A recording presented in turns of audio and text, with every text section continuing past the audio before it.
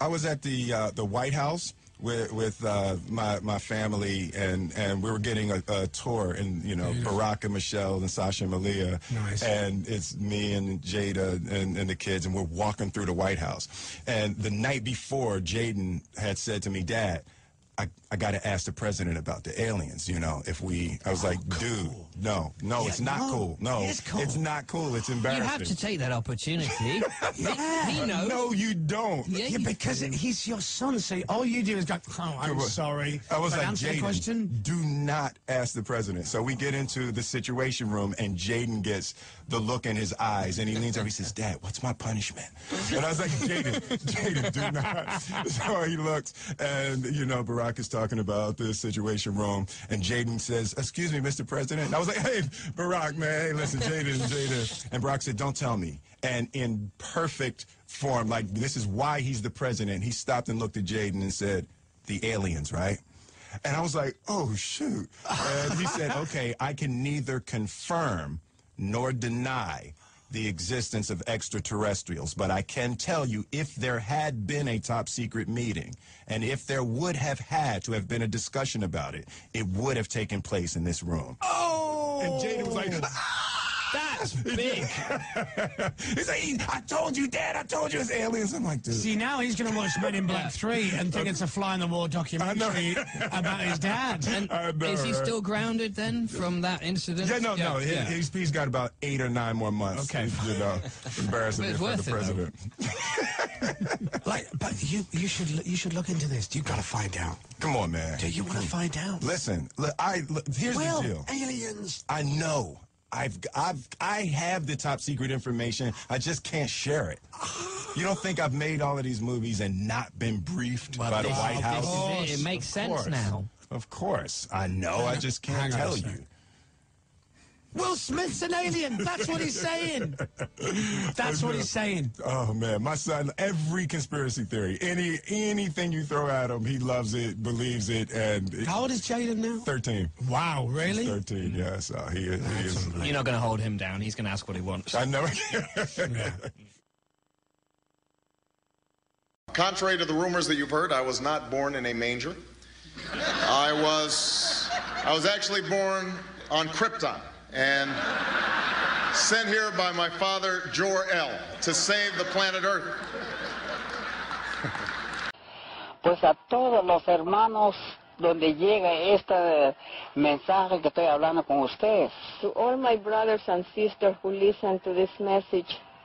Estas palabras no son míos, es de los abuelos. First of all, these words are not mine. They are words of my ancestors. En la profecía de los mayas está. It is in the Maya prophecy. En el tiempo 12 Bactún. That in the time of the 12 Bactún. 13 Ajau. And 13 Ajau. El regreso de los abuelos. It is the return of the ancestors. El retorno de los hombres sabios. It is the return of the men of wisdom. Que amanezca. Let the morning come. Que llegue la aurora. Let the dawn come. Dejando este mensaje que tomen gran miedo al mundo. So I am here with you, giving you this message right now is not to be afraid, and take this message, spread it throughout the world. You to vote on the news, and here's the winner. They've given me a few minutes just to talk to all of you in our NASA family about emergency preparedness. NASA recently participated in a FEMA exercise called Eagle Horizon that was a part of a continuity of operations and government exercise that we do annually. And I became aware of some things that concern me about our family preparedness, and I wanted to talk to you very briefly. You know, we in NASA, we're an incredibly unique organization. We're the only agency in the federal government that's responsible for the safety and well-being of people not only here on Earth, but off this planet. So my experience in the astronaut office, my experience as an active duty Marine, always talked about the importance of family preparedness and to make sure that we had a viable family support program.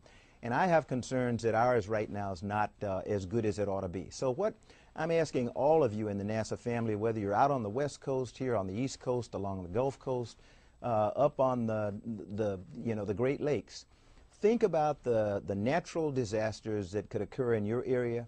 Think about attacks that could come like 9/11 from outside forces.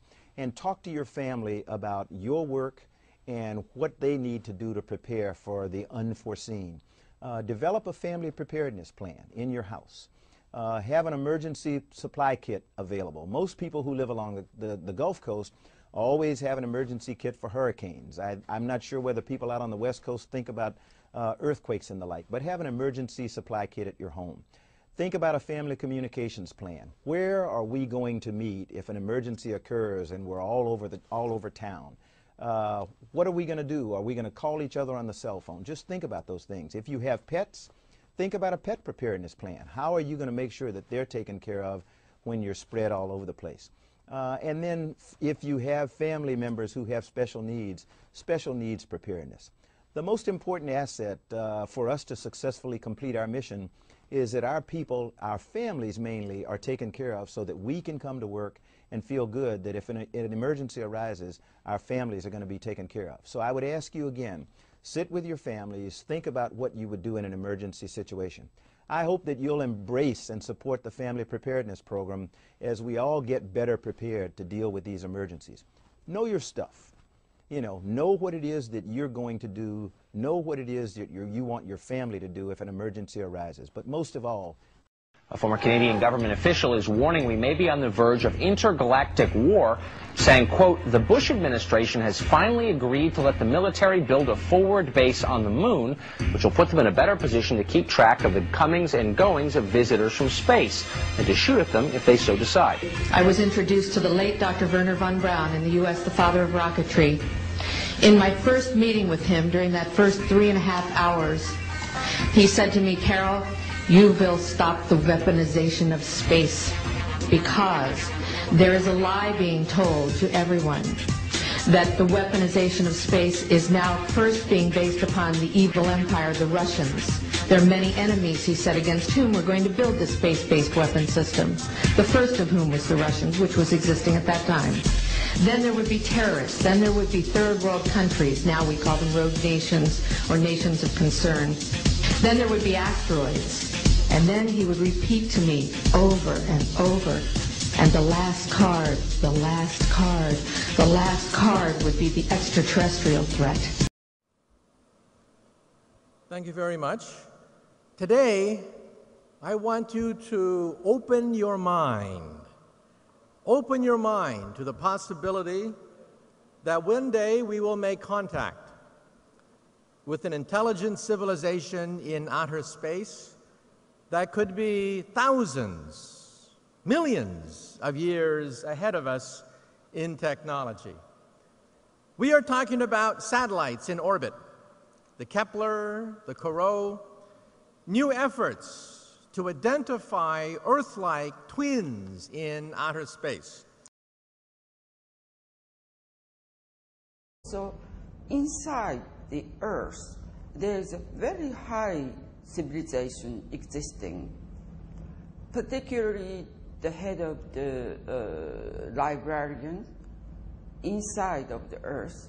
I also communicate with them. And from all of these information, I am convinced 2012, December 22nd on, 3 days, when this Earth are going into the 5th dimension, there is a place called Nuru.